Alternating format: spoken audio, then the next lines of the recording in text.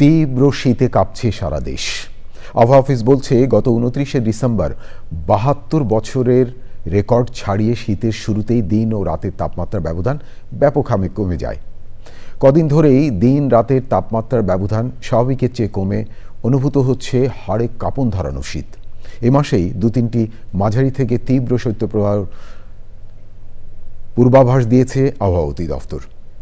আরও দেখুন জান্নাতুল বাকিয়া কেকা রিপোর্টে। পৌষের শুরু থেকেই এবার অনুভূত হয়েছে শীতের তীব্রতা।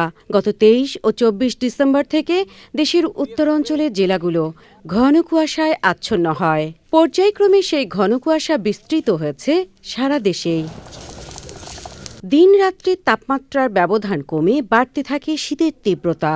2025 সালের 29 ডিসেম্বর স্মরণকালের ভয়াবহ শীতের কবলে পড়ে পুরো দেশ। 72 বছরের রেকর্ড ভেঙে দিন ও রাতের তাপমাত্রার পার্থক্য কমে দাঁড়ায় মাত্র 1.7 ডিগ্রি সেলসিয়াস। এর আগে ডিফারেন্স ছিল যেটা 2.3, এটা 2003 সালে, অর্থাৎ কম ডিফারেন্স, এত কম যেটা একটা রেকর্ডেড।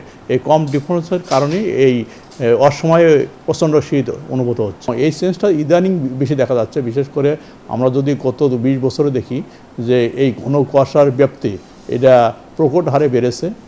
এই ঘন কুয়াশার কারণেই দেখা যাচ্ছে যে দিনের তাপমাত্রা র্যাপিডলি কমে যাচ্ছে। আবহাওয়াবিদরা বলছেন শৈত্যপ্রবাহ থাকুক বা না থাকুক, দিনরাত্রের তাপমাত্রার ব্যবধান 10 ডিগ্রির নিচে নামলেই শীতের প্রকোপ বাড়ে।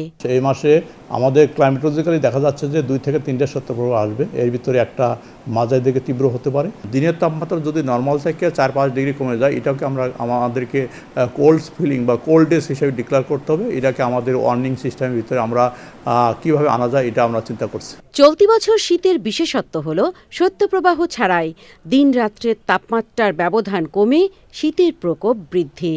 দিনের তাপমাত্রা 10 ডিগ্রি সেলসিয়াসের নিচে নামলে মৃদু শৈত্যপ্রবাহ, 8-এর নিচে মাঝারি এবং 6-এর নিচে নামলে তীব্র শৈত্যপ্রবাহের পূর্বাভাস দিয়ে থাকে আবহাওয়া office. Jannatul বাকিয়া Keka, channel I, Dhaka.